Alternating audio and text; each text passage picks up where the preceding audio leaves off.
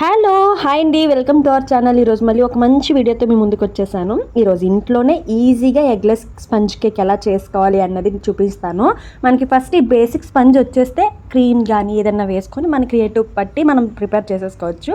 So sponge is the first step for the cake అనమాట.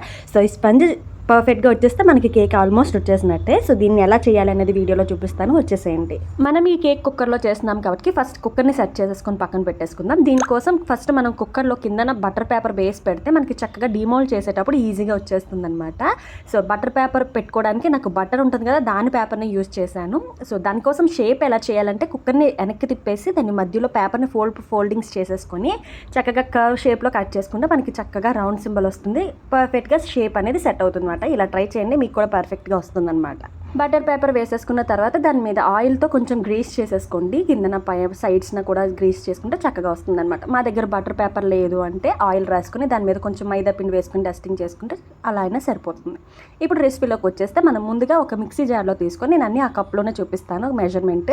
నేను చూపించిన కప్తో 3/4 కప్ షుగర్ తీసుకున్నాను. అలాగే ఫ్లేవర్ కోసం అనేది 2 ఇలైచీ వేసుకున్నాను. నేను ఎసెన్స్ అది యూజ్ చేయలేదు కాబట్టి నేను ఇలా ఇలైచీ వేసుకున్నాను, బాగుంటుంది ఇది కూడా ఫ్లేవర్. సో బాగా చక్కగా పౌడర్ చేసేసుకుని ఆ పౌడర్ని అంతా ఒక దగ్గర వేసేసుకోండి. మన షుగర్ మాత్రం వేయకండి, షుగర్ పౌడరే వేయాలి. సో ఒక బౌల్లోకి షుగర్ పౌడర్ అంతా కలెక్ట్ చేసేసుకొని నేను చూపించిన కప్తో 1/2 కప్ పెరుగు, 1/2 కప్ పాలు, 1/2 కప్ కన్నా తక్కువ ఉన్న పర్వాలేదు ఆయిల్ కూడా వేసుకొని చక్కగా బీట్ చేసుకోండి. విస్కర్ ఉంటే విస్కర్తో కానీ లేదా స్పూన్తో కానీ, ఫోర్క్తో అయితే ఇంకా బాగా విస్క్ అవుతుంది అనమాట. సో ఫోర్క్ ఉంటే ఫోర్క్తో చేసుకొని నేను చక్కగా దీంతో విస్కర్తో చక్కగా నేను దగ్గర ఒక 10 మినిట్స్ బీట్ చేసి ఉంటాను. సో ప్రాసెస్ అంతా ఇక్కడ డిపెండ్ అయి ఉంటుంది ఎగ్ స్పంజీగా రావడానికి. సో ఎంతసేపు వీలైతే అంతసేపు చక్కగా కలుపుకోవడానికి ట్రై చేయండి.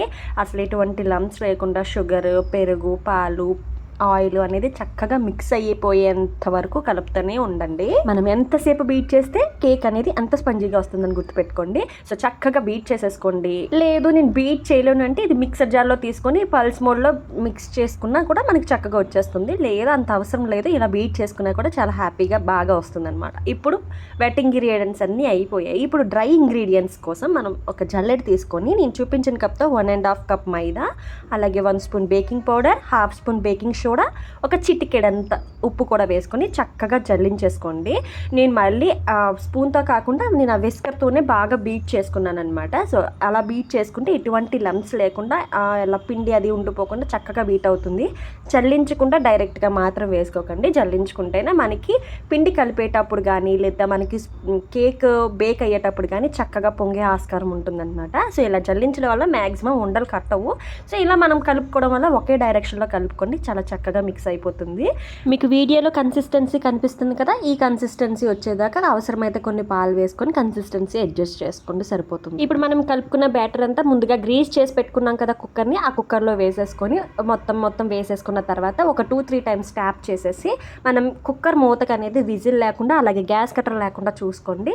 చక్కగా 2-3 టైమ్స్ ట్యాప్ చేసేసిన తర్వాత ఈసారి స్టవ్ మీద తవా పెట్టుకొని మీడియం ఫ్లేమ్ పెట్టి అడ్జస్ట్ చేసుకొని దాని మీద మన కుక్కర్ పెట్టేసి మూత పెట్టేసుకొని అస్సలు కదపకుండా ఒక 20 మినిట్స్ బేక్ అవనియండి. ఆఫ్టర్ 20 మినిట్స్ ఒక్కసారి మూత చూస్తే ఇలా ఉంటుందన్నమాట దాని సిచ్యువేషన్.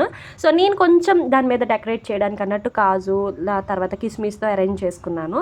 ముందే వేసేస్తే ఏమవుతుందంటే అది పొంగేటప్పుడు కేక్ కాజు కానీ కిస్మిస్ కానీ మనం ఏమైనా వేసుకున్నప్పుడు కిందకి పోయే ఛాన్స్ ఉంటుంది. సో అందుకని నేను ఇలా మధ్యలో తీసి ఇలా సెట్ చేసుకున్నాను అనమాట, కొంచెం చిన్న లుక్ కోసం అనమాట.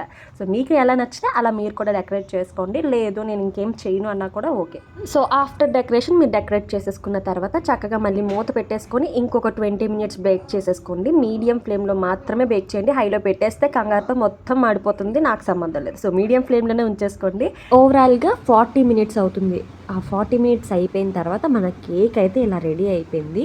సో మీకు ఒకసారి చూపించడానికి నేను చాక్ని గుచ్చి చూపిస్తాను చూడండి. మనకి చాక్కి గుచ్చి చూస్తే మనకి ఏది రాకుండా అంటుకోకుండా ప్లెయిన్గా వస్తే మన కేక్ రెడీ అయిపోయినట్టే. సో చక్కగా చూసారా, నేను చాక్ ఇన్సర్ట్ చేసి చూసాను కదా, ఏంటి వంటిది అంటుకోలేదు.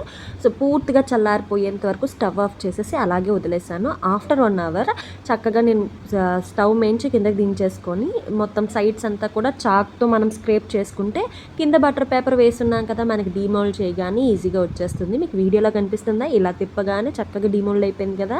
చూస్తున్నారా మన కేక్ అనేది చక్కగా డీమోల్డ్ అయిపోయింది. చూసారా మన కేక్ ఎంత బాగా వచ్చిందో, ఎంత ఫ్లఫీగా ఎంత స్పంజీగా కనబడుతుందో కదా. సో ఇది బేసిక్ ఎగ్లెస్ స్పంజ్ కేక్ అనమాట. దీన్ని మనం యూజ్ చేసుకొని చక్కగా లేయర్స్గా కట్ చేసుకొని మనం కావాలంటే క్రీమ్ అప్లై చేసుకొని చక్కగా కేక్గా కూడా సెట్ చేసేసుకోవచ్చు. నేనైతే ఇలాగే తినేసాను. మాకు ఇక్కడ మనకి అంత ఈజీగా విపింగ్ క్రీమ్ అవి దొరకవు. సో నేను ఇలాగే సర్వ్ చేసుకున్నాం. చాలా అంటే చాలా బాగుంది టేస్ట్. నన్ను ట్రస్ట్ చేసి ఇలా చేయండి, చాలా బాగా వచ్చింది. పూర్తిగా కేక్ కూల్ అయిపోయిన తర్వాత పీసెస్గా కట్ చేసుకొని ఒక 8 కంటైనర్లో స్టోర్ చూసుకుంటే మనకి 1 వీక్ to 10 days చక్కగా ఫ్రెష్గా హ్యాపీగా ఉంటుంది. టేస్ట్ అనేది చాలా బాగా కుదురుతుంది. చెప్తున్నాను కదా, పూర్తిగా చల్లారిపోయిన తర్వాత మాత్రమే కట్ చేసుకోండి. మా ఋషిగాడు అయితే చాలా ఎగ్జైట్ అయ్యాడు కేక్ చూడగానే. మా కేక్ కట్ చేస్తాను అని అదే కట్ చేయడానికి వచ్చేసింది చాక్ పట్టుకొని. సో అది కట్ చేసిన తర్వాత నేను పీసెస్గా మొత్తం అన్నీ కట్ చేసేసి ఒక 8 కంటైనర్లో ఉంచేసాను. చూస్తున్నారా ఎంత చక్కగా పీసెస్ అనేవి వస్తున్నాయో. మనకు అస్సలు ఫెయిల్ అయ్యే ఛాన్సే ఉండదు ఈ మెథడ్లో చేస్తే. సో మీరు కూడా ఈసారి ఇలా కేక్ని ట్రై చేయండి. ఎగ్లెస్ కేక్ని చాలా ఈజీగా అవుతుంది. చూస్తున్నారా, నేను కట్ చేస్తుంటే ఒక ముక్క మధ్యలో మాయమైపోయింది. అది మరి రిషిగాడి పని అనమాట. సో అదైతే చాలా ఇష్టంగా తిన్నది. మనం చేసింది ఏదన్నా మన వాళ్ళు ఇష్టంగా తింటే హ్యాపీనెస్సే వేరు కదా. మీకు కూడా నచ్చిలా అంటే ఖచ్చితంగా మన ఫ్యామిలీ అండ్ ఫ్రెండ్స్కి షేర్ చేయడం మాత్రం మర్చిపోదు. మీరు కూడా ట్రై చేసేసేయండి. చాలా సింపుల్ ఇంగ్రీడియంట్స్తో చాలా చక్కగా వచ్చే రెసిపీ అనమాట ఇది. సో మీకు ఇంకా ఈ రెసిపీలో ఏమైనా డౌట్స్ ఉంటే కనుక కామెంట్ సెక్షన్లో కామెంట్ చేయండి, ఖచ్చితంగా రిప్లై ఇస్తాను. ఇంకా ఏ రెసిపీస్ కావాలో చెప్పడం మాత్రం మర్చిపోవద్దు. త్వరలోనే ఇంకా బోలెడ్ అనే వెరైటీస్ ఆఫ్ కేక్స్ని పోస్ట్ చేయడానికి నేను రెడీగా ఉన్నాను. చూడటానికి మీరు రెడీగా ఉన్నారా? మళ్ళీ ఒక మంచి వీడియో పోస్ట్ చేసేంత వరకు మన ఛానల్ని చూస్తూనే ఉండండి. మీకు నచ్చితే కనుక ఖచ్చితంగా లైక్ చేసి షేర్ చేయడం మాత్రం మర్చిపోవద్దు. ఇదన్నమాట మన ఫైనల్ లుక్. నాకైతే ఇన్ని పీసెస్ వచ్చాయి, ఒక 2 పీసెస్ స్కిప్ అయిపోయింది. సో మీకు కూడా నచ్చిందా? ఖచ్చితంగా ట్రై చేసేసేయండి. మన ఛానల్ని చూస్తూనే ఉండండి. Bye bye, thanks for watching.